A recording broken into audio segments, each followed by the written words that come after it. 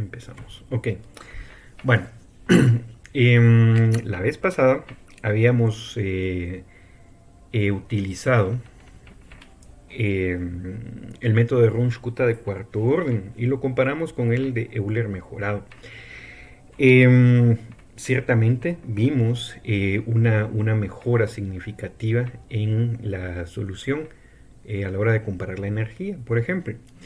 Sin embargo, es deseable que, por ejemplo, los métodos numéricos tengan una manera como de controlar el tamaño de paso que se necesita. Esto es porque a veces, si uno... aquí hay alguien más. Porque a veces uno necesita, digamos, producir una solución numérica que sea bastante precisa. Y entonces uno inmediatamente piensa, ¿no? El tamaño de paso tiene que ser pequeño. Pero a veces sucede, y esto sucede mucho en el caso del movimiento de fuerza central, es decir, el movimiento de planetas o de estrellas, que uno necesita buena precisión, es decir, un H pequeño, cuando los dos planetas o las dos estrellas pasan cerca uno del otro, porque ahí es cuando la fuerza es más grande y pues las derivadas que uno evalúa en las ecuaciones son más grandes.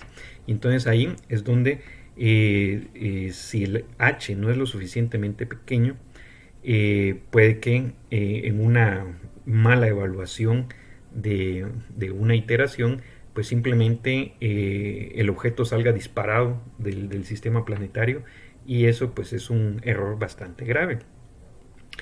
Y entonces ahí uno necesita un tamaño de paso bastante pequeño. Pero cuando los dos objetos se alejan, uno no necesita un tamaño de paso pequeño. Y entonces ahí lo que sucede es que pues uno está resolviendo la ecuación de manera muy precisa, pero la computadora se tarda demasiado en una parte que no debería tardarse demasiado. Entonces uno dice, bueno, si hubiera una manera como de ajustar el tamaño de paso, ¿no? Que cuando se necesite pequeño, pues se hace pequeño y cuando se necesite pues más grande, pues se haga más grande. Y entonces hay maneras de ajustar el tamaño de paso.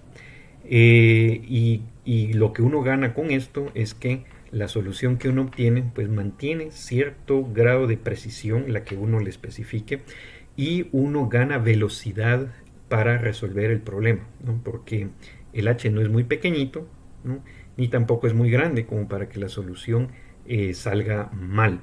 Entonces, pues hoy vamos a ver uno de esos algoritmos.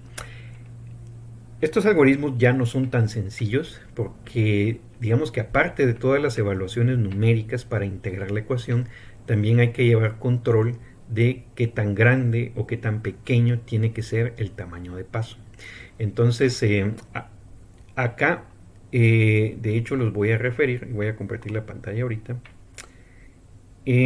a uno de los libros, uno de los mejores libros en análisis numérico, toda la pantalla. Creo que es Screen 2. No, Screen 1. Allow. Ok. Entonces aquí estamos compartiendo la pantalla. Ok. Y lo que les voy a mostrar es... este es un extracto de este libro que es... no dice acá. Bueno, sí. Pues este libro es el Numerical Recipes, ¿no? Las recetas numéricas en inglés. Y miren, es algo así como la Biblia de los métodos numéricos. Cualquier cosa que uno necesite está acá. Ya sea integrar ecuaciones diferenciales, interpolar, sacar derivadas, ecuaciones diferenciales parciales, lo que sea, ¿no? Está acá. Es un libro bastante enciclopédico, ¿no? Por ejemplo, esta es la página 714, como ven acá. Y como les digo, este es un extracto que a veces uno, de hecho, no, uno lo puede bajar del sitio del libro Numerical Recipes, ¿no? Si ustedes googlean Numerical Recipes, les va a salir Numerical Recipes en Fortran, en C++, y no sé si ya hay algún otro lenguaje.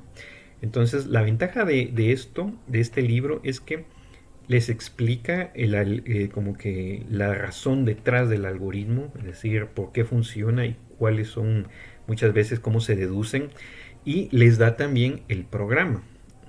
Entonces acá vamos a ir muy rápidamente sobre de qué se trata eh, el control adaptativo del tamaño de paso para los métodos de Runge-Kutta, pero esto pues se sale un poco de nuestro curso porque vean, no es un curso de análisis numérico, sino más bien es de tomar diferentes herramientas para resolver pues, problemas de física.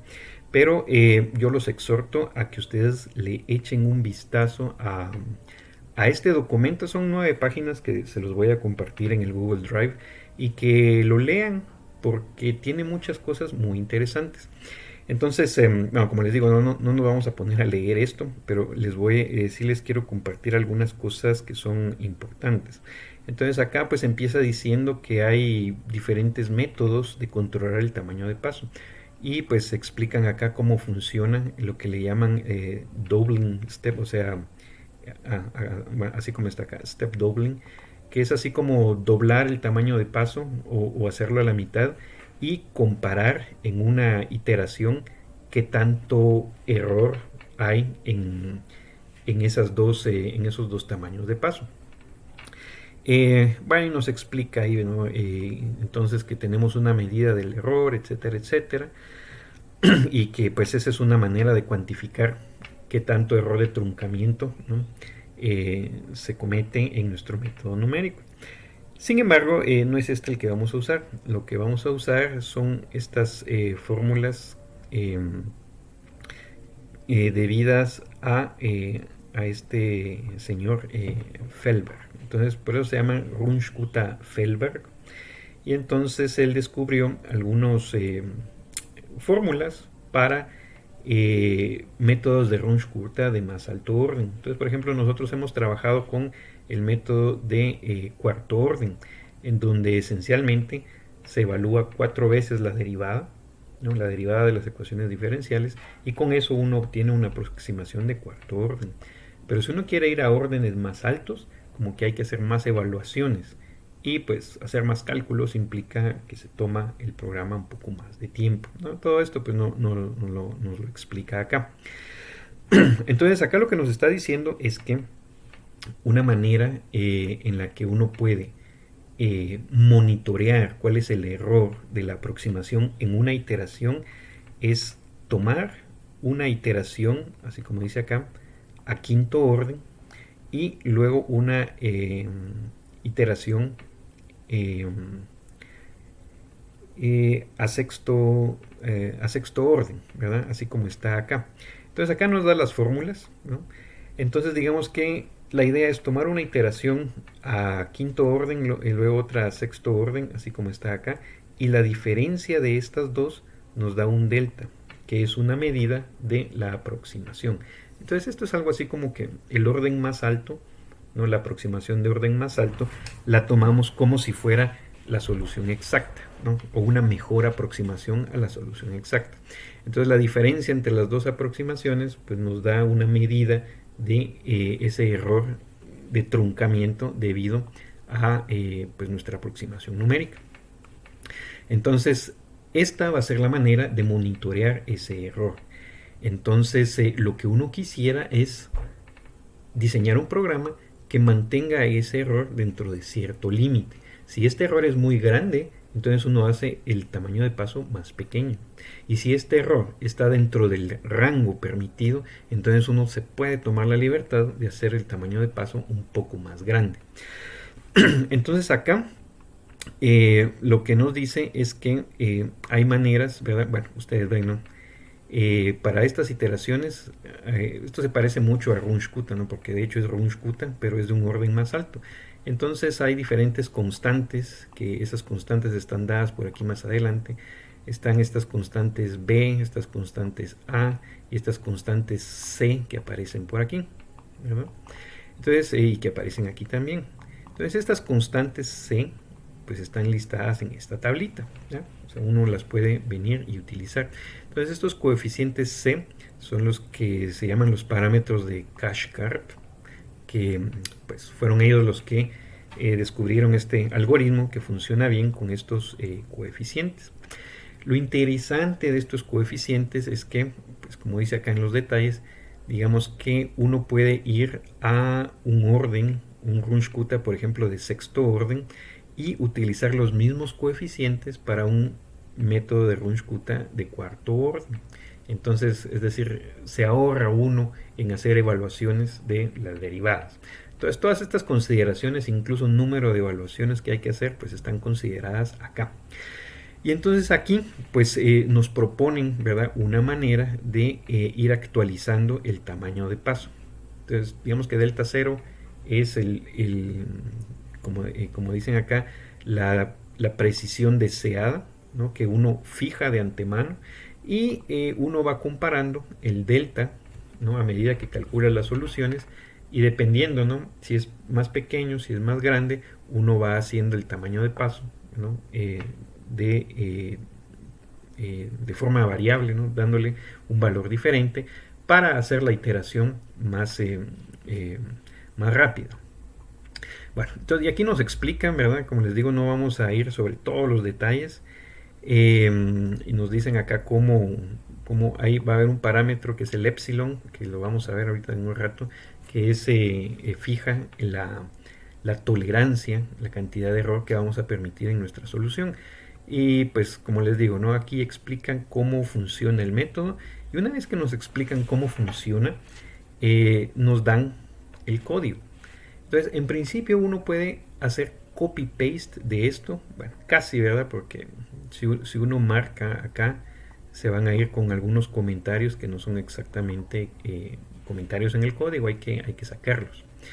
Y entonces nos dan todo lo que necesitamos para implementar este algoritmo, ¿no? Por ejemplo, aquí están todas las constantes, etcétera, etcétera.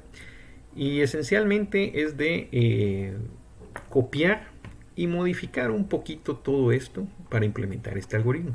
Entonces, esto es lo interesante de este libro, ¿no?, que no le dicen a uno, bueno, esto es así funciona el método y ahora vaya y prográmelo y vea cómo le sale, sino que nos dan el código, nos dan el programa, y entonces si uno quisiera, ¿verdad?, uno puede decir, bueno, no me interesan los detalles, solo voy a tomar este algoritmo y lo voy a usar, ¿verdad?, ya sabiendo, teniendo una idea más o menos de cómo es que funciona. Pero ustedes saben que para implementar algo, ¿verdad?, a la hora de programarlo hay detalles extras que aparecen que no necesariamente uno los tiene que tomar en cuenta. Entonces muchos de esos detalles están metidos acá, y definitivamente no vamos a ir línea por línea en el programa, tratando de descifrar qué es lo que hace. Es bueno hacerlo, ¿no? Y de hecho pues no les toma mucho tiempo. Entonces lo que vamos a hacer es tomar estos programas e implementarlos para poder utilizarlos. Entonces, como les digo, hay que hacer pequeñas modificaciones que les voy a mostrar a continuación.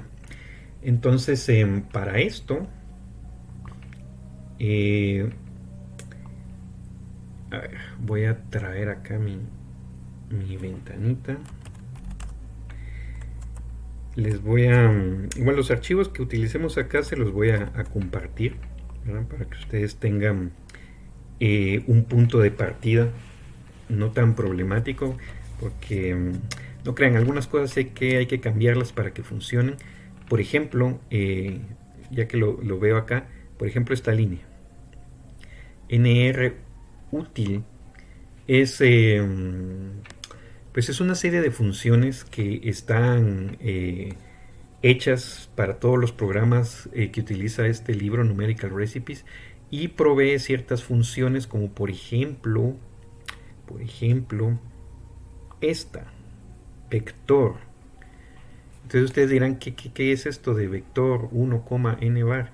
Bueno, estas son funciones ya definidas por los autores del libro, que lo que hacen es inicializar arreglos, ¿no? En lugar de utilizar new, por ejemplo, pues ellos utilizan sus propias rutinas, lo que le llaman vector, que probablemente se aseguran que tenga el tamaño apropiado, lo inicializan apropiadamente, ¿no? O sea, ¿no?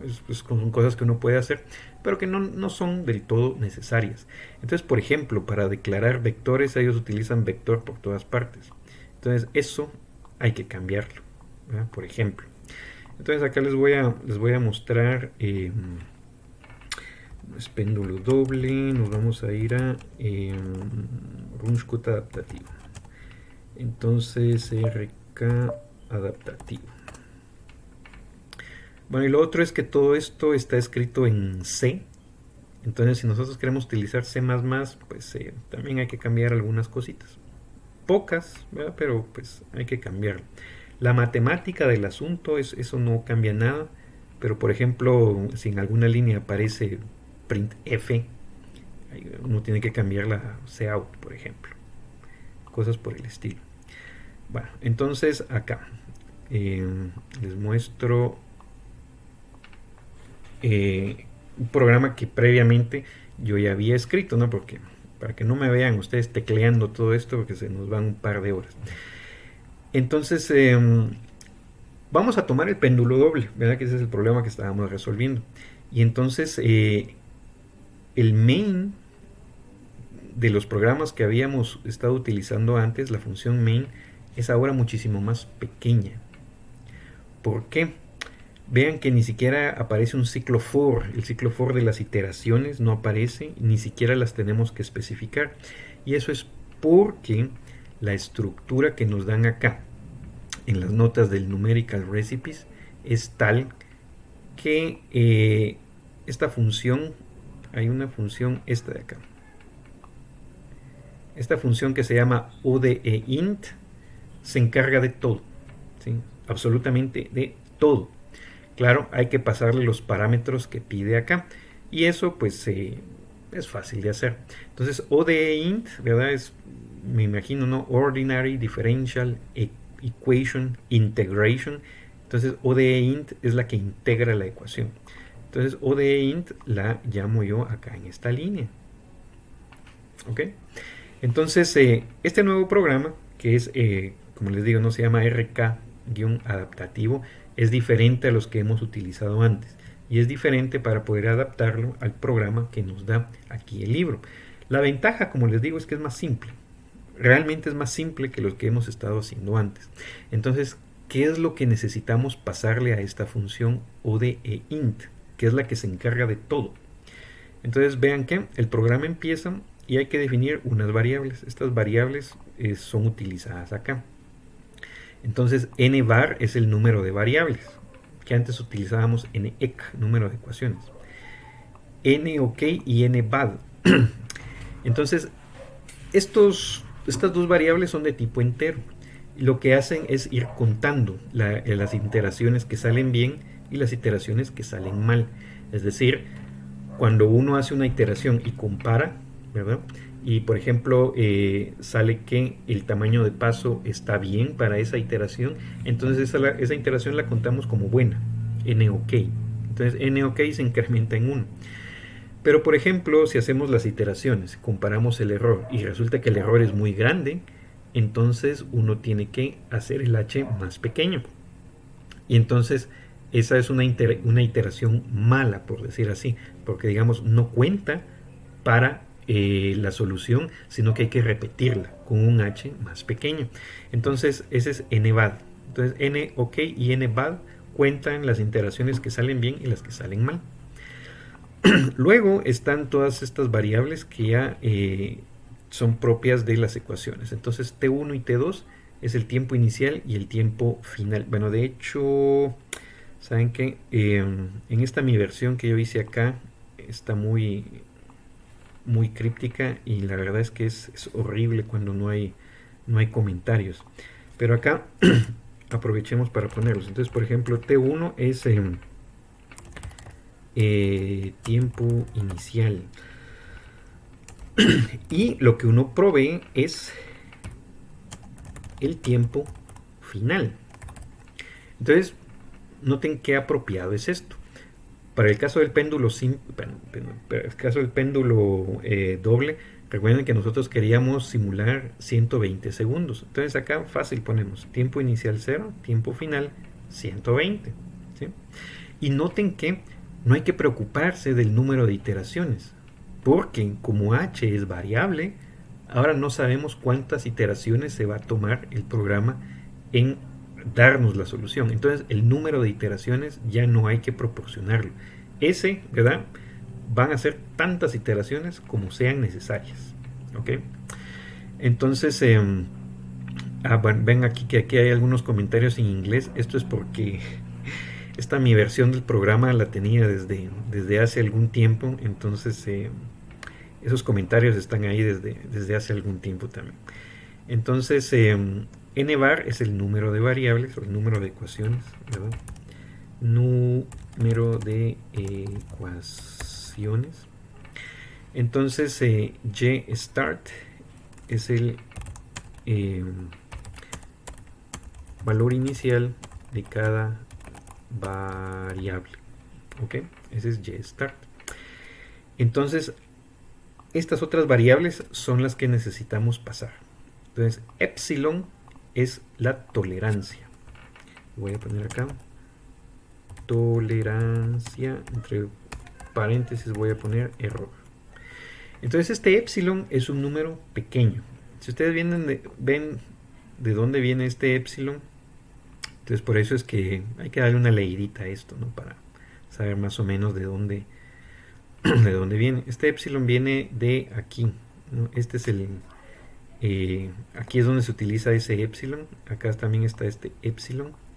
Entonces esencialmente epsilon es un número pequeño, ¿no? Por ejemplo acá, ¿verdad? Que cuantifica el error, ¿no? Entonces, como dice acá, donde epsilon es un número como 10 a la menos 6, or whatever, o sea, lo que sea que funcione. Pero en general, epsilon tiene que ser un número pequeño, ¿no? Es algo así como la tolerancia, que tanto estamos dispuestos nosotros a aceptar como error, ¿ok? Entonces por eso es que epsilon tiene que ser un número pequeño. Yo le puse acá 10 a la menos 5, ¿verdad? Así que le podemos poner 10 a la menos 6, así como nos aconseja ahí el algoritmo. H es el tamaño de paso. Como el tamaño de paso no lo vamos a escoger nosotros, sino que lo va a escoger automáticamente nuestro algoritmo, le podemos dar cualquier valor inicial. Entonces acá, por ejemplo, H es 1. Entonces vean que todas esas variables son de tipo doble. H mínimo es el valor mínimo del tamaño de paso. O sea, menos que esto sería demasiado pequeño. Entonces ese H mínimo, si mal no estoy, sale de por acá. Bueno, en alguna parte está H mínimo. Por lo menos el valor que sugieren. Pero tiene que ser un valor pequeño, ¿no? Bastante pequeño.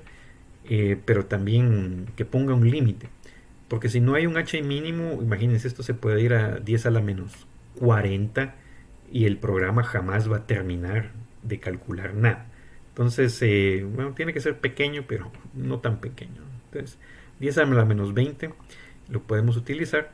Y bueno, el NOK y el NBAD, que los dos los inicializamos a 0. Entonces, epsilon, este va a ser el numerito que nosotros vamos a cambiar en caso de que la solución sea muy mala o de que no se encuentre solución porque tal vez epsilon es muy pequeño, ¿no? Con ese numerito hay que jugar un poco.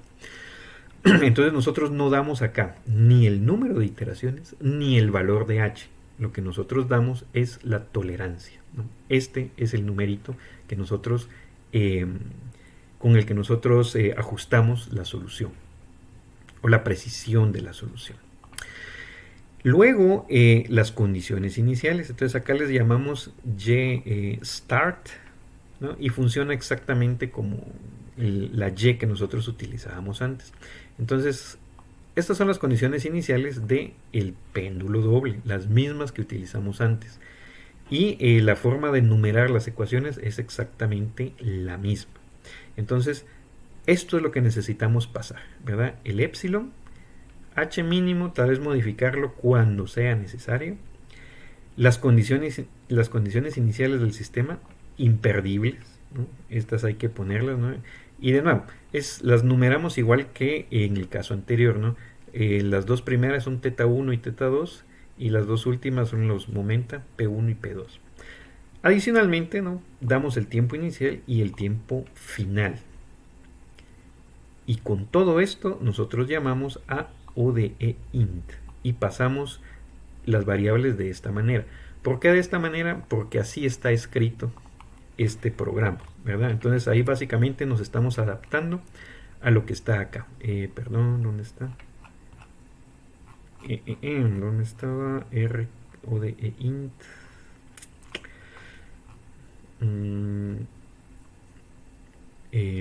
Sí, acá, ¿verdad? Entonces, esta es la función en sí que vamos a ver ahorita más adelante, y estas son todas las variables que recibe. Entonces le mandamos yStart, son las condiciones iniciales, el número de variables, el tiempo inicial, el tiempo final, el epsilon, ¿no?, la tolerancia, el h inicial, el h mínimo, NOK y NVAD. Interesante acá. Vean que esto, poner el ampersand ahí, es otra manera de pasar la variable, de tal manera que uno puede recibir un valor acá. En C++ uno acostumbra a pasar esto por referencia, ¿sí? Es decir, a la hora de escribir la función que recibe esto, ahí es donde va el ampersand. Esto, como está escrito en C, lo que hace es, recuerden que si uno pone el ampersand antes de la variable, lo que hace es pasar la dirección de memoria. Entonces, cuando la función recibe esto, pues recibe un puntero a un doble.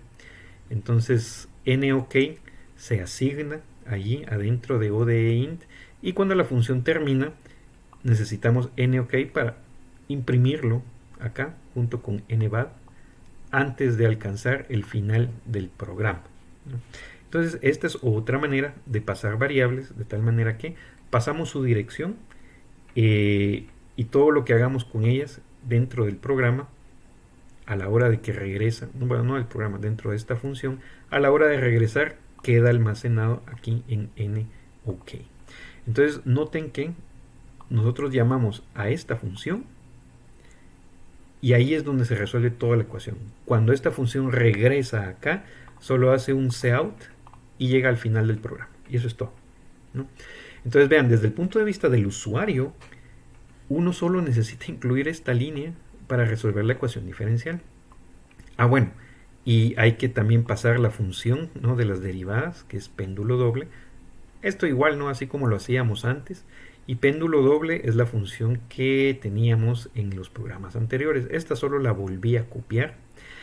La volví a copiar y le modifiqué un par de cosas. Ojo ahí. Si ustedes tienen buena memoria, o si la comparan, vean que antes acá habían unos const double, const, ¿verdad? Que este programa no utiliza const. Entonces, pues los quité, ¿no?, porque si no, no son compatibles, ¿no?, a la hora de pasar los parámetros.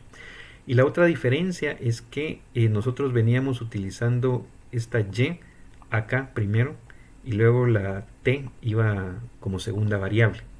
Entonces hice ese cambio también para ser consistente con la manera en la que está escrito este programa, ¿verdad? Entonces, vean, esos son los pequeños cambios que uno tiene que hacer si uno quiere utilizar el programa que ha escrito alguien más. Y hay otro parámetro, este RKQS, que ahorita vamos a ver. RKQS es una función que es la que calcula el tamaño de paso que vamos a tomar en una iteración, ¿no? Es el que hace eso de, si el error es muy grande, hacemos h más pequeño. Si el error está dentro de los límites, hacemos h más grande. Entonces, esa función la pasamos como parámetro, ¿ok? Bueno, entonces, este sería como el nivel más arriba de nuestro programa, ¿verdad? Main ahora tiene estas cosas. Mandamos a llamar a ODEINT. ODEINT es esta función que está acá, ¿verdad? Que contiene todo esto que está aquí. Entonces, esencialmente, ahorita nos vamos a ir a ODEINT. Entonces, notan ustedes que en este archivo, ¿no?, ya no hay más funciones. ¿Sí? Está solo péndulo doble y está main, nada más. Se preguntarán ustedes, ¿dónde está ODEINT? Bueno, entonces acá aprovecho también para mostrarles cómo uno puede utilizar varios archivos para organizar las funciones. Entonces, esta que vamos a ver acá es la más sencilla. ODEINT está en otro archivo, en un archivo que se llama odeint.hpp. Entonces voy a abrir ese archivo, odeint.hpp, y acá está la función odeint.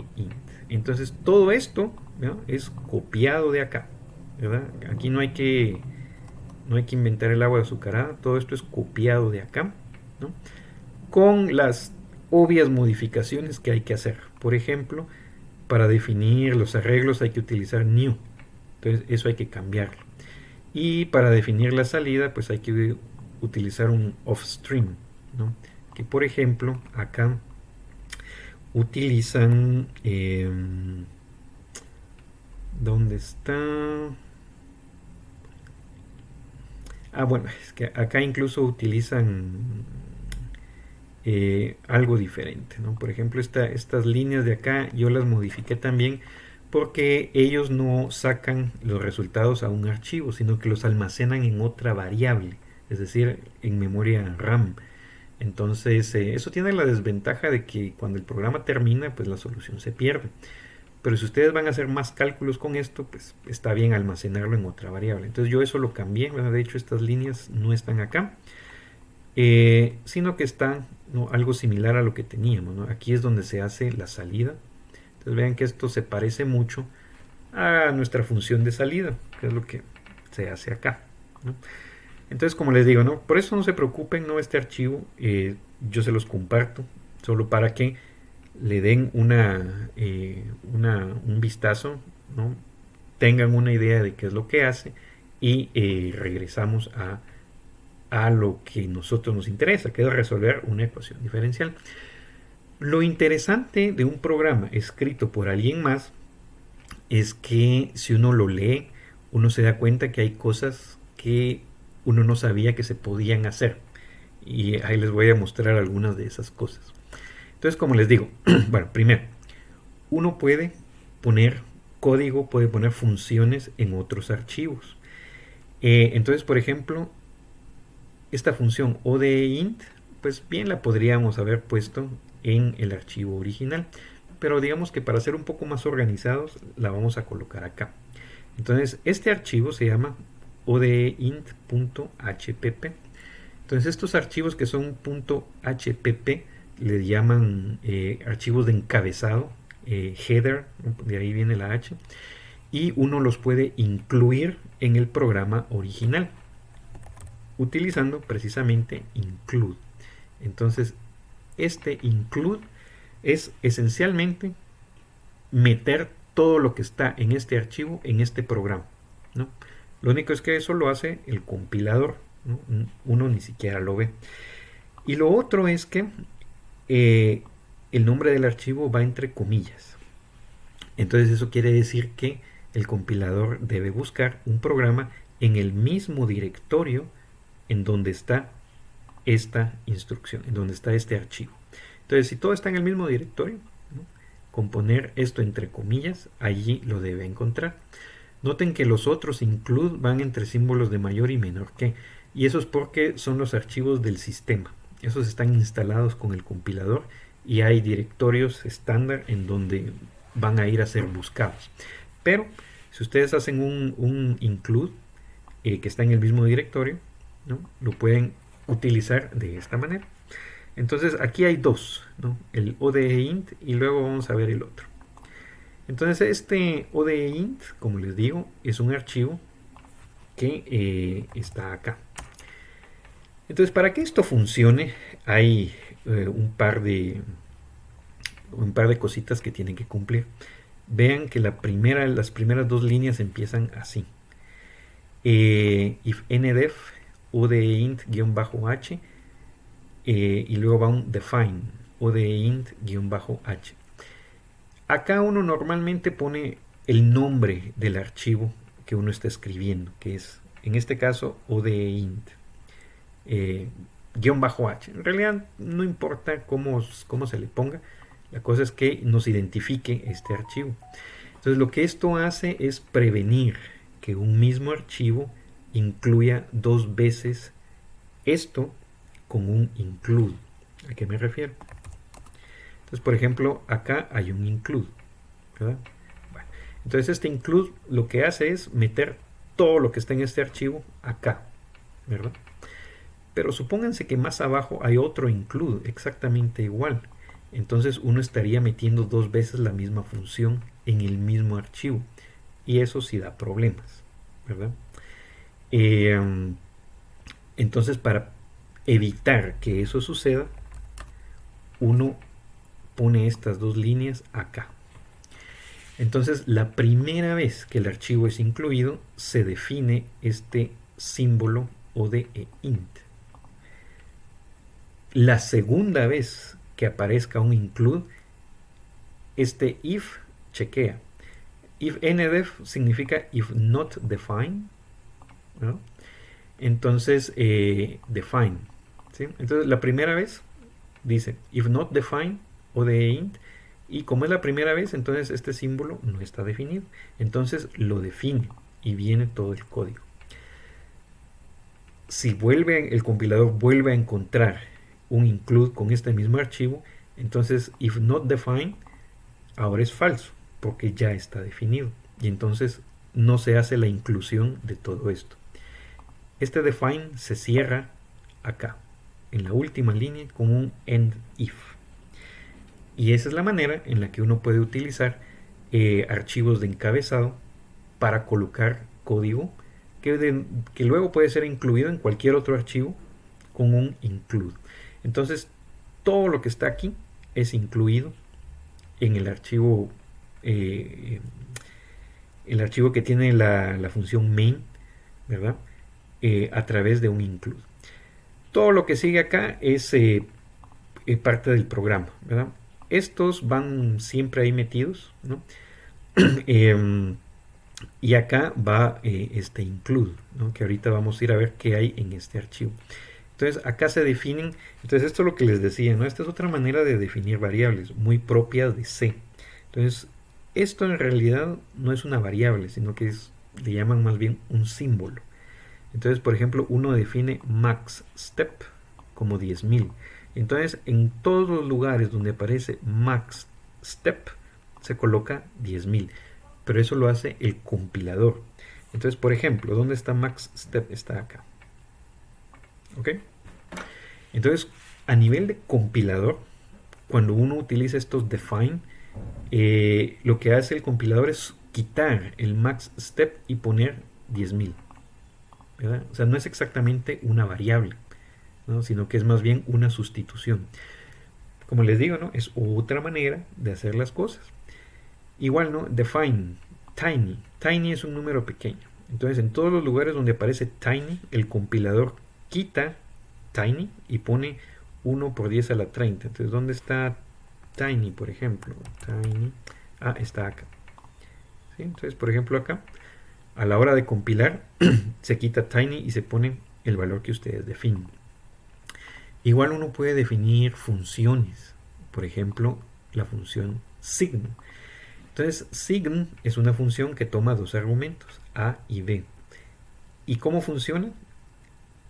La definición de esta función es lo que está aquí a la par. Entonces lo que hace es comparar los números. Entonces, por ejemplo, b. Si b es mayor que 0, entonces retorna el valor absoluto de a, o si no, menos el valor absoluto de a. Ahora, ¿por qué alguien definiría esta función? Bueno, pues porque le sirve en su programa. Entonces uno puede buscar dónde está definida sign. Bueno, está acá. ¿Sí? Entonces acá es donde se utiliza esa función. y sirve pues esencialmente para asignar el valor de h, ¿no? Ahora, ¿por qué así? Bueno, ahí es donde uno ya se tiene que tomar el tiempo de no, el tiempo de entender por qué la persona que hizo este programa lo hizo de esta manera.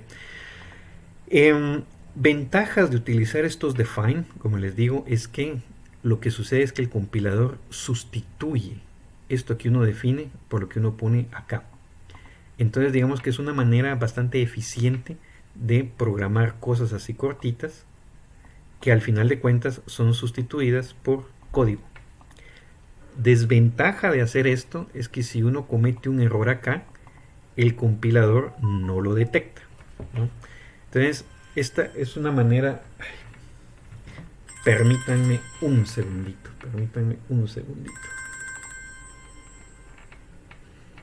¿Aló? ¿Aló? Buenos días, me gusta con el señor Enrique Pasos Ábalos. ¿Sí, él habla? Encantada de saludarle, mi nombre es Dorothy Letona, yo le saludo del Banco Felipe Continental.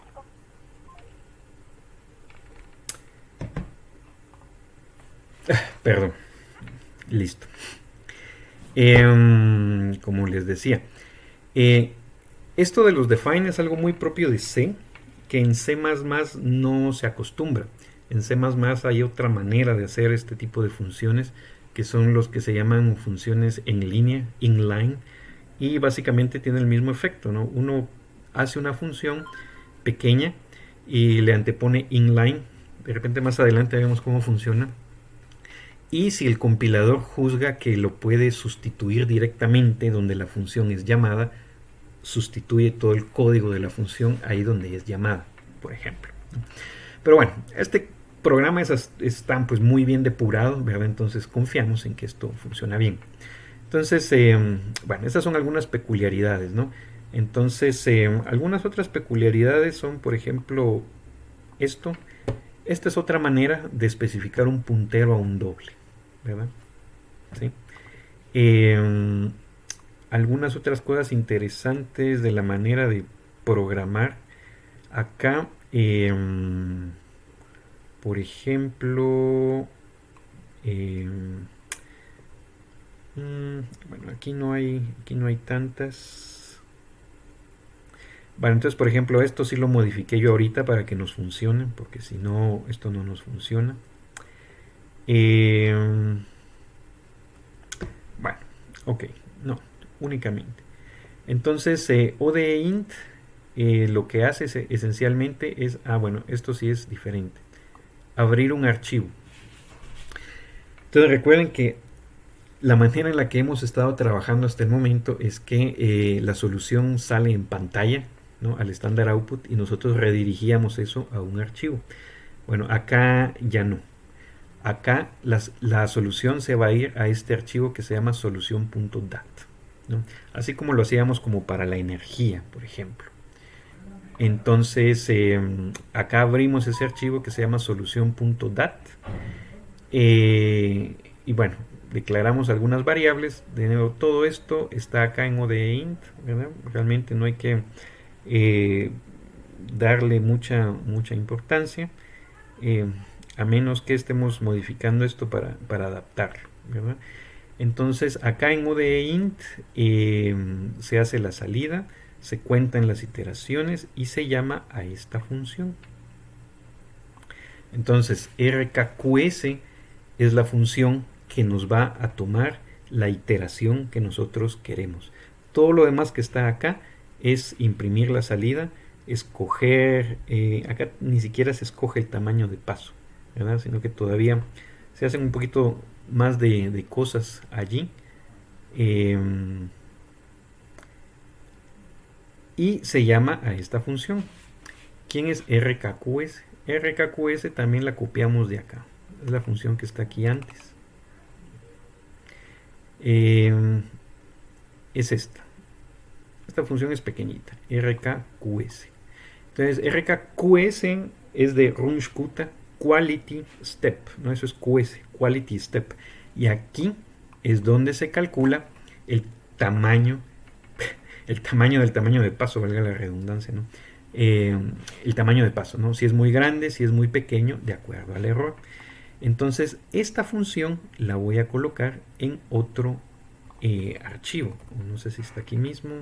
Sí, está en otro archivo. Entonces vean que este archivo solo contiene esta función. Y este archivo hace un include a este otro que se llama rkqs. Entonces voy a abrir este rkqs hpp. Misma historia. Si este es un archivo de encabezado, empieza así: if ndef rkqs-h define, y la última línea es endif, ¿verdad? De nuevo, esto es para evitar que se incluya más de una vez en un archivo. Entonces, y de nuevo, acá tiene algunos numeritos definidos, ¿no? Que estos numeritos, como les digo, estos vienen de acá, ¿verdad? Aquí estamos copiando exactamente todo esto que está acá, ¿no? Lo dejamos tal cual. Entonces rkqs está acá, y aquí está todo lo que nos explican aquí, ¿verdad? Todas estas fórmulas de cómo se implementa eso están explicadas aquí en el texto y están codificadas acá. Entonces, en cosas interesantes que uno encuentra, ¿no? Que uno tal vez no lo haría de esa manera, es por ejemplo esto: for. Miren ese ciclo for vacío, ¿sí? Normalmente uno pondría for i, ¿no? Acá en el primer punto y coma, for i igual a algo, la condición, ¿no? Que uno chequea, y luego el incremento. Pero aquí no hay nada, ¿sí? Entonces, ¿qué hace este ciclo for? Este ciclo for es un ciclo infinito. No tiene ni condición de entrada, ni condición de parada, ni condición de incremento. No tiene nada. Entonces, este ciclo for es un ciclo infinito. Y si ustedes necesitan un ciclo infinito, pues lo pueden implementar de esa manera. Uno pensaría que eso daría error, pero no lo da, ¿no? Entonces, es un ciclo for infinito. Pero si ustedes lo ponen así, tienen que asegurarse de que hay una manera de salir del ciclo for. Y eso es lo que hace este break, ¿verdad? ¿Sí? Entonces, cuando ustedes ponen adentro de un ciclo for un break, break lo que hace es salir del ciclo for y continuar con lo que sigue. Entonces, ¿qué es lo que hace este ciclo for? Lo que hace es ajustar el tamaño de paso, ¿sí? Entonces vean que la condición para salir del ciclo es esta: si el error máximo es mayor o menor que 1, entonces break. Y estas líneas lo que hacen es justamente evaluar el tamaño de paso, ¿verdad? Acá es donde se toma justamente ese cálculo. Y por ejemplo, otra línea interesante que uno no sabría que se puede hacer es esta. Este es una instrucción if then. Entonces, de manera abreviada, uno puede hacer el if then de esta manera. Entonces, por ejemplo, en lugar de if, uno puede poner esto así, con un signo de interrogación. Entonces, por ejemplo, esto significa if h mayor o igual que 0, ¿no? Entonces, eso es el signo de interrogación. Entonces, en lugar de poner then, lo que sigue es el then, ¿no? Entonces, acá es if h mayor o igual que 0, then f max, ¿no? Y esta ya es una función que se ejecuta. Y si uno necesita poner un else, uno pone 2 puntos y lo que vendría siendo else. Entonces, esta es una manera bien compacta de hacer un if, then, else. La ventaja de esto es que, si ustedes se dan cuenta, uno puede meter todo esto entre paréntesis y el resultado lo puede asignar uno a una variable. Y entonces acá es donde h toma su valor, en esta línea, ¿sí? Entonces, pues se compara, ¿verdad?, con estos cálculos que se hacen, y entonces h se asigna de esta manera. Una vez que sabemos h, se hace como que una iteración. Acá, x es la variable independiente, es lo que nosotros llamamos t, el tiempo. Entonces acá es x, ¿no? Como ustedes ven, no hay necesidad de cambiar eso, ¿no? Eso lo pasa uno en la función. Bueno, miren, aquí hay un printf. Esto viene de C, ¿no? Pero igual funciona. Bueno, y acá, por ejemplo, en esta línea es donde se calcula el error, ¿verdad? Y acá es donde se hace eh, ese, ese avance de la solución. Entonces, este ciclo se hace hasta que el error sea menor que 1, que es el error aceptable, digamos, normalizado, por decirlo así, tal y como nos explican ahí. Entonces, ahí es donde se alcanza break y este ciclo se rompe. Entonces, una vez que este ciclo se rompe, pues se hacen acá unos cuantos cálculos más, ¿verdad? Otra vez se calcula el siguiente tamaño de paso y ahí termina la función.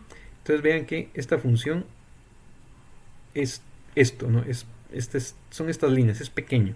Entonces aquí es donde se escoge el tamaño de paso, ¿no? Si es muy grande, si el error es muy grande, se reduce. Si es muy pequeño, se puede hacer más grande. Y como les digo, ¿no? Eso, para entenderlo, pues ahí sí hay que ir bien despacio sobre cada línea y contrastarlo con lo que nos dicen acá, ¿no? Que como les digo, eso pues no lo vamos a hacer acá en la clase, pero pues son bienvenidos ustedes a hacerlo si quieren hacerlo. Entonces, esta función RKQS llama a esta que se llama RKCK. Este es Runge-Kutta-Cache-Karp, cuyo algoritmo pues está dado acá con estos coeficientes y también está dado aquí, ¿verdad? Es esta función Runge-Kutta-Cache-Karp y aquí es donde se hacen las iteraciones. Entonces vean que todo esto se parece a cuando uno evalúa Runge-Kutta. Entonces esa función la tenemos aquí abajo, igual copiada del texto. Lo único diferente, ¿no?, adaptado, son estas líneas, que como ustedes ven acá, ellos utilizan su función que se llama vector. Entonces acá pues nosotros declaramos espacio de la manera en la que lo hemos utilizado. Acá encontramos cosas interesantes. Por ejemplo, acá están todos los coeficientes. Todos estos coeficientes vienen de esta tablita. Esta tablita que está acá. Las A, las B, las C están acá. Y encontramos esto de static double. Esto no lo habíamos utilizado, pero cuando uno antepone static a la declaración de una variable, quiere decir que esa variable solo se declara la primera vez que el programa entra a la función y se quedan inicializadas de ahí hasta el final del programa. Eso es contrario, ¿no?, a que si uno no le pone static, cuando uno sale de la función, las variables quedan sin definirse y cuando uno entra de nuevo, se vuelven a definir. Entonces, para hacerlo una vez y que queden definidas, pues uno le puede anteponer static, ¿verdad? Eso es lo que hace este tipo de variable. Bueno, se definen todos estos numeritos, ¿verdad? Se define el espacio de las variables y acá es donde se hacen las iteraciones, ¿no?, los cálculos de la iteración, ¿no? Y ven que acá termina una iteración yout y yr, que es la que sirve para calcular el error. Y eso es todo lo que hace este algoritmo, ¿verdad? Entonces, como les digo, copiado todo de acá y solo cambiamos algunas cosas, ¿no?, para adaptarlo a nuestro caso. Y ese es nuestro algoritmo de Runge-Kutta con tamaño de paso adaptativo. Entonces, como les digo, estos archivos yo se los voy a compartir, ¿verdad? No es necesario que ustedes inviertan tiempo en modificarlo. Si ustedes quieren hacer más modificaciones, pues son bienvenidas. Pero digamos, ¿verdad? Hay líneas acá que hay que dejarlas tal cual como están, porque así funciona el algoritmo, ¿no? Y eso es lo bueno de este libro, como les digo. No solo nos explica el algoritmo, sino que también nos da el programa. Entonces, pues ya prácticamente uno lo puede tomar como está y utilizarlo con pequeñas modificaciones. ¿Ok? Bueno, entonces, ¿cómo utilizamos esto? Entonces, para fines prácticos, ustedes se dan cuenta, estos dos archivos, este que se llama rkqs.hpp y el otro, el odeint.hpp, Esos los podemos utilizar en cada problema que nosotros queramos resolver sin necesidad de tener que abrirlos, de tener que editarlos, sin hacerles absolutamente nada. Y esa es la ventaja de que vayan en un archivo de encabezado. Entonces, por ejemplo, en nuestro problema, acá lo único que hay que hacer es llamarlos por medio de un include. Y este include lo podemos utilizar en cualquier problema. Entonces yo adapté este programa para utilizar péndulo doble. Entonces péndulo doble viene de las versiones anteriores que hemos utilizado. Y lo único que necesitamos llamar es ODEINT y pasarle todos estos argumentos tal y como están, ¿no? Así de sencillo. Si nosotros cambiamos de ecuación diferencial, solo hay que cambiar esto, ¿no? Péndulo doble, que es el nombre de esta función. Si queremos utilizar 3 cuerpos o cualquiera de las otras que hemos utilizado, solo hay que cambiarlo acá. Y cambiar, obviamente, ¿no? Las condiciones iniciales, el tiempo inicial, el tiempo final y el épsilon. Eso es todo lo que tenemos que hacer. Entonces, desde el punto de vista de utilizar esto es realmente muy sencillo. Entonces, veamos cómo se usa. Entonces, voy a bajar esto acá. Entonces, una vez que ya está todo, ¿verdad? Lo único que hay que hacer es compilar G++ y mi archivo acá ahora se llama rkadaptativo.cpp. Y pues bueno, todo funciona perfecto, ¿no? Así como está. Entonces ahora lo corremos. Si ahora lo corremos con punto diagonal a.out, ahora ya no sale nada a la pantalla, porque recuerden que ahora la solución sale por default a un archivo que se llama solución.dat. Ustedes lo ven acá, aquí está, solución.dat.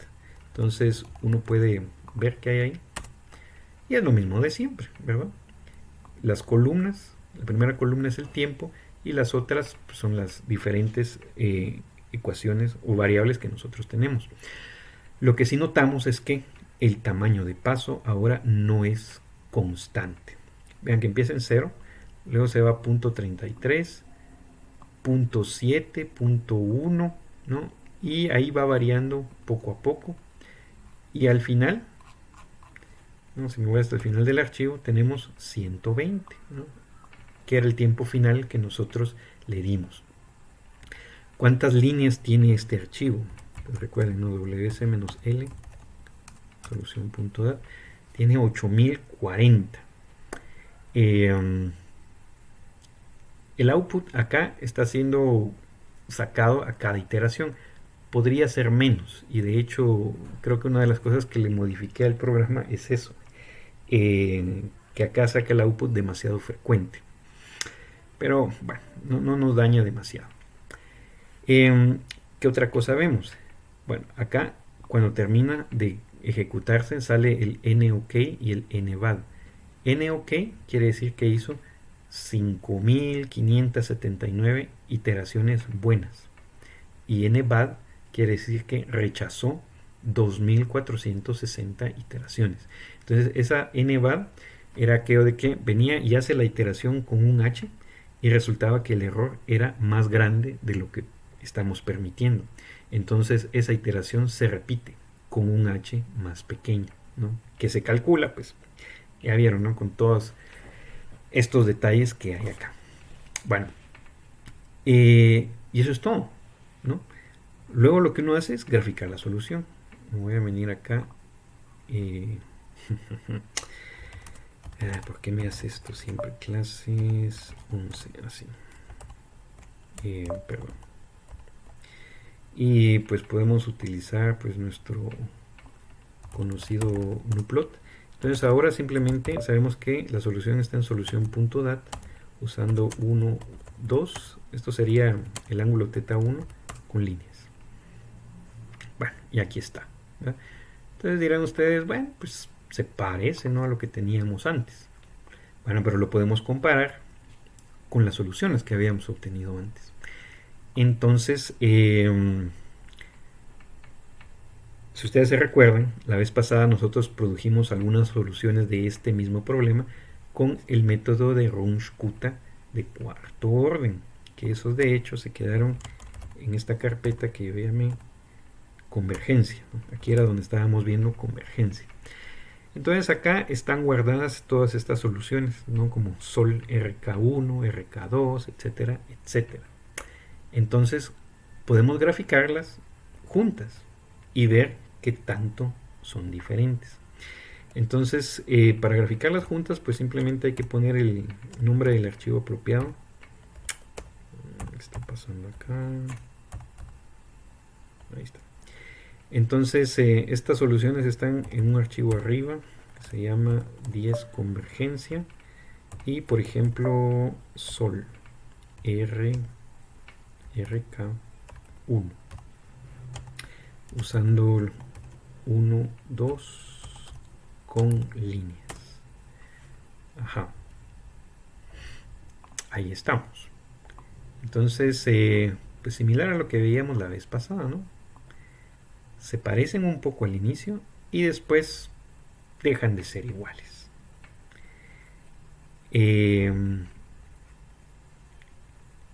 Recordemos, estas soluciones las obtuvimos con H's diferentes. Y cada vez que nosotros cambiábamos H, producíamos una solución un poquito más precisa, con un tamaño de paso que era la mitad. Grafiquemos aquí mismo la solución que teníamos con la mitad de este tamaño de paso inicial. Entonces eso está en RK2. Bueno, entonces este nuevo es la línea celeste. Y entonces ven que al inicio las tres se parecen. Acá empiezan a ser diferentes. Ups. Y acá lo voy a poner como por aquí. Y veamos esta parte. Veamos esta parte de acá. Ajá. Entonces, ¿quién es quién? Bueno, recuerden, ¿no? La nueva, la del tamaño de paso adaptativo, es la línea, la púrpura. ¿Ok? La verde es Runge-Kutta con un H grande. Y la celeste es Runge-Kutta con un H la mitad de pequeño. Y vean que esa línea celeste se parece un poquito más a la del tamaño de paso adaptativo. Llamémosle la de Runge-Kutta Cache-Karp, que es el algoritmo que estamos utilizando. Y lo podemos ver acá, por ejemplo. ¿Sí? Acá, mientras la línea verde pasa de largo, la celeste se parece un poquito más a este bultito que tiene nuestro Runge-Kutta Cache-Karp. Entonces, agreguemos otra de las soluciones con un H pequeño. Entonces, RK2, RK3. Este es H todavía la mitad del anterior. Como nos queda. Es esta línea como amarilla anaranjada. Vean que se parece todavía mucho a la celeste, ¿verdad? Es decir, Runge-Kutta de cuarto orden se parece bastante entre ellas. Agreguemos una más, creo que teníamos una más todavía. RK4. Esta sí es más amarilla. Y no, esa se queda demasiado parecida acá. Miren, aquí están las dos, ¿no? ¿Verdad? Bueno, entonces uno dice, bueno, ¿cuál es más precisa? Y de nuevo, ¿no? A falta de una solución exacta, uno tendría que comparar algo que uno sepa que se conserva, como la energía. Entonces, estas son, ¿no?, las soluciones para teta 1. Veamos qué pasa con teta 2, el otro ángulo. Entonces, acá lo único que hay que hacer es cambiar de columna, ¿no? La columna 2 es la columna 3. Columna 2 es la columna 3. Columna 3. Ah, perdón, miren, ya la estoy acá, este es 2. Columna 3 es acá. Columna 3 es acá. Y al final, columna 3. Veámoslo todo. Y bueno, como esperábamos, ¿no? Al principio son parecidas, más o menos después de 6 segundos es cuando se hacen diferentes. ¿verdad? Y de nuevo, ¿no? La línea... A ver, aquí cuesta un poquito ver las líneas. Están muy delgaditas. Pongámosle line width 3 a todas. Hay una manera de hacer esto automáticamente para todas, pero no me recuerdo cómo va. Line width 3 para todas. Line width 3 y line width 3. A ver, ahí está un poco mejor. Bueno, de nuevo, ¿no? La púrpura es Runskutta Kashkarp, nuestro tamaño adaptativo. La verde es Runskutta de cuarto orden con el H más grande. Y ven que esa se separa rapidísimo de las anteriores. Luego la celeste, bueno, y de hecho las otras tres están casi que superpuestas acá. Por eso que es que casi no se notan. Pero si nos vamos un poquito más adelante, ahí la celeste se empieza a separar de las otras. Pero queda muy diferente de la línea púrpura, ¿no? La de Runskutta Kashkarp, que es el tamaño de paso adaptativo. Entonces, uno se pregunta, ¿cuál de estas es realmente más precisa? Entonces, uno podría correr la de Kashkarp con un epsilon un poco más pequeño, es decir, no más pequeño, más grande, es decir, tolerar un poco más de error, a ver si se parece a las anteriores. Entonces, por ejemplo, acá, en este epsilon, pongámosle 10 a la menos 4, ¿sí? O sea, 100 veces más grande. Y volvámoslo a correr. Entonces aquí hay que tener un poquito de cuidado con las soluciones. Cuidado de no sobreescribirlas. Entonces acá solo vamos a... Ahí está. ¿Dónde está? Acá está. Ups. Es que nos cambiamos de directorio, perdón. Regresemos acá a 11. Bueno, perfecto. Entonces, si lo corremos acá, vamos a sobreescribir el archivo de la solución. Entonces, cambiémoslo. Esta solución, pongámosle... ¿Cómo lo identificamos? Menos 0,6. Este era el valor de epsilon, ¿no? 1 por 10 a la menos 6. Le voy a poner así. ¿Ok? Y ahora corremos la solución. Bueno, ahí está. Entonces, noten que ahora son menos iteraciones. NOK ahora son 2000 iteraciones, antes eran 5000. ¿No? Y las iteraciones malas son 1400 y antes fueron 2000. Y eso es porque ahora tuvo que hacer menos iteraciones, ¿no?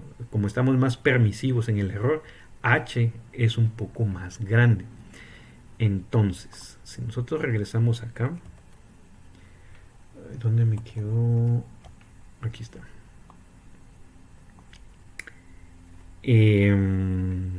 A ver, si no queremos perturbar esto. A ver, ¿cómo le hacemos? Entonces, esta solución es ahora la nueva. La anterior, llamémosle 0,6. Ahí, ¿no? Ahí está igual. No le hemos hecho absolutamente nada. Voy a poner esto acá. Voy a poner esto acá.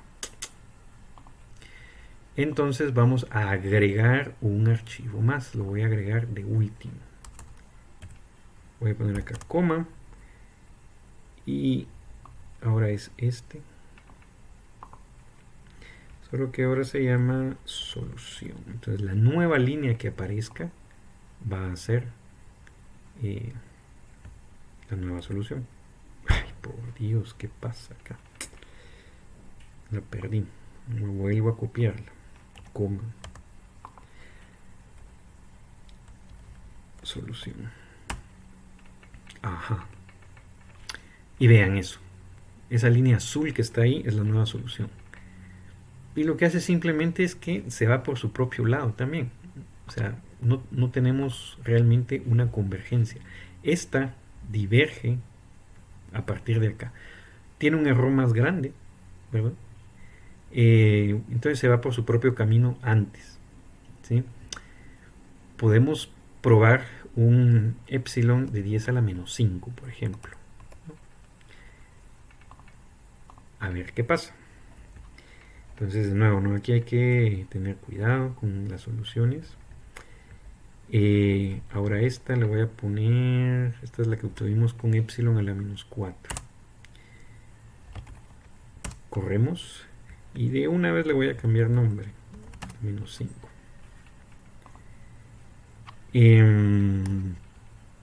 Vamos a agregar otra línea.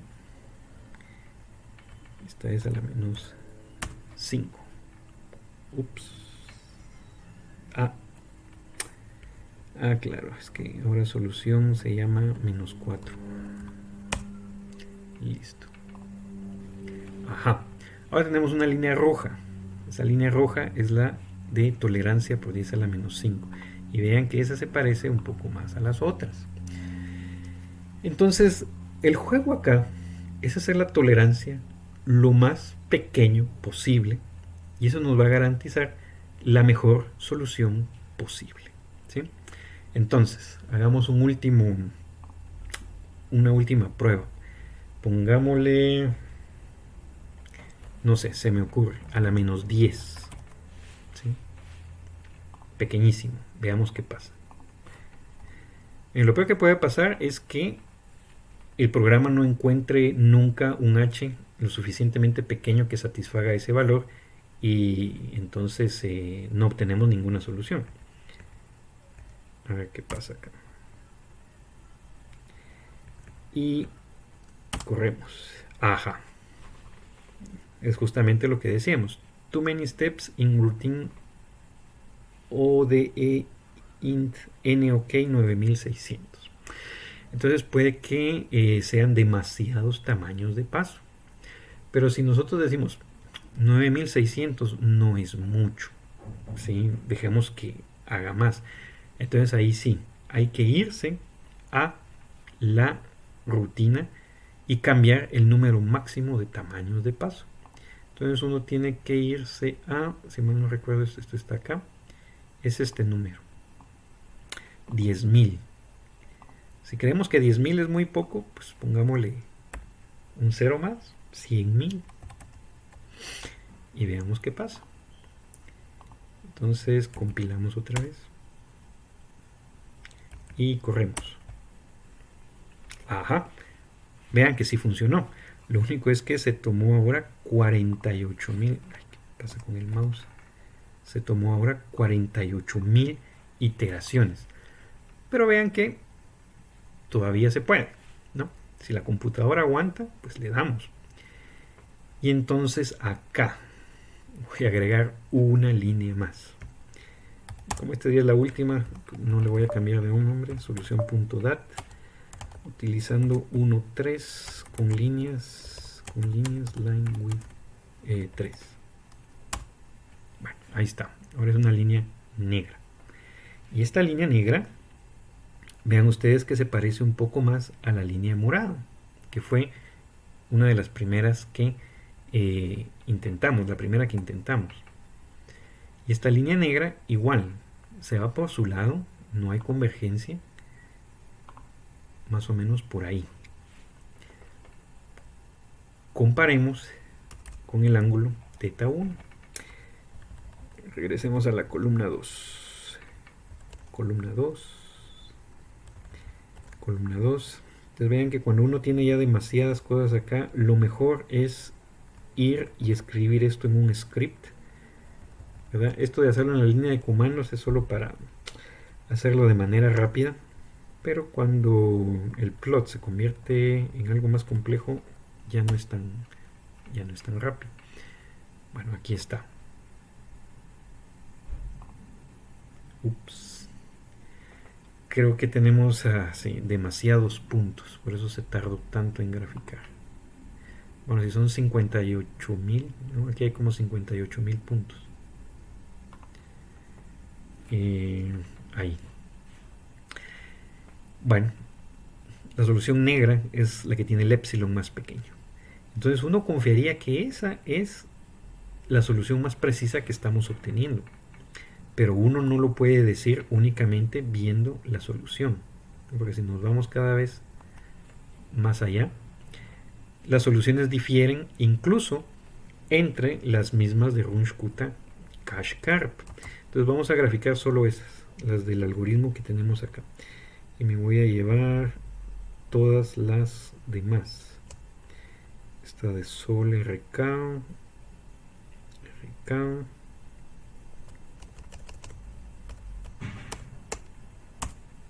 solo estas. Entonces, este es el mismo algoritmo con diferentes épsilons. No están ordenados, ¿no? Y ven que solo por cambiar de algoritmo no quiere decir que ahora mágicamente la solución va a converger.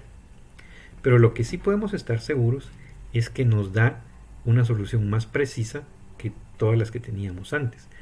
Lo que hay que averiguar ahora es cuál de todas estas realmente se parece más a lo que vendría siendo la solución exacta. Y para eso, sí o sí, necesitamos graficar cuál es la energía. La solución que mejor conserve la energía es la que vamos a considerar como la más exacta. Dentro, pues, del límite, ¿no?, del error que nos da el método numérico, ¿no? Porque ningún método numérico es mágico, todas las soluciones van a tener error. Pero vamos a tratar de seleccionar la que mejor se comporte. Entonces acá obviamente nos falta la función que calcula la energía. Y eso, para hacerlo despacio y hacerlo bien, lo vamos a hacer en la siguiente clase. Entonces, acá lo que quiero que ustedes se lleven es esta nueva forma de también programar un método numérico. Uno no lo tiene que programar todo uno solo, ¿verdad? Es decir, partiendo de primeras ecuaciones. Si es sencillo, pues claro, ¿no?, uno puede hacerlo, ¿no? Ven que el método de Runge-Kutta de cuarto orden pues no lleva tanto. Pero por ejemplo esto, ¿no?, esto ya lleva más cálculos, considerablemente más cálculos. No solo la iteración en sí, sino la parte que está verificando constantemente cuál es el tamaño de h. Al final de cuentas, como les decía, uno gana en tiempo y en precisión. Y entonces se compensa, ¿no?, que el programa sea más complejo, pero también más rápido y más preciso. Entonces, como les digo, en el libro de Numerical Recipes está el programa, y pues ya uno solo tiene que hacerle pequeños cambios, ¿no? Pero imagínense si uno tuviera que hacer esto de cero, pues fijo, ¿no? Ahí uno se toma mucho más tiempo del que uno debería. Y luego lo otro, ¿verdad?, es que muy probablemente ya hay en diferentes programas, esto ya está implementado, ¿no? Uno no lo tiene que codificar, ya está hecho, ¿no? Ustedes podrían buscar, quiero el método de Runge-Kutta Cash-Karp, y ya está, solo para que ustedes lo llamen en una función y ni siquiera se tengan que preocupar de nada. Esto uno a veces lo hace porque por ejemplo, si uno quiere implementar esto en C, en C++ o en Fortran, que son lenguajes de alto nivel porque son muy rápidos, entonces uno sí necesita implementarlo a mano, por decirlo así, para lograr la mayor velocidad posible, ¿sí? Si uno quiere que algo corra rápido, lo más rápido posible, o se utiliza Fortran o C++, ¿no? Esas son las dos maneras más rápidas de implementar un programa que sea eficiente y que sea rápido, ¿ok? Entonces, bueno, como les digo, estos archivos se los voy a compartir, ¿no?, para que ustedes vayan y prueben con, pues, aquí le pueden cambiar, ¿no?, de ecuación, otra que ustedes quieran resolver. Acá le seguimos dando el péndulo doble porque este es el que da problemas. Las otras soluciones ven ustedes que convergen bien rápido. Y luego por ahí vamos a probar un problema de 3 cuerpos en donde el tamaño de paso sí necesite ser más pequeño de lo que estamos acostumbrados a utilizar. ¿Ok? No sé si queda alguna duda, alguna pregunta. Voy a dejar de compartir la pantalla. Ok, regresamos acá. Muy bien, entonces si no, pues nos quedamos hoy por acá y continuamos la próxima semana. Está bien, muchas gracias. Nos vemos. Feliz tarde. Hasta pronto. Gracias, feliz tarde. Feliz tarde. Chao.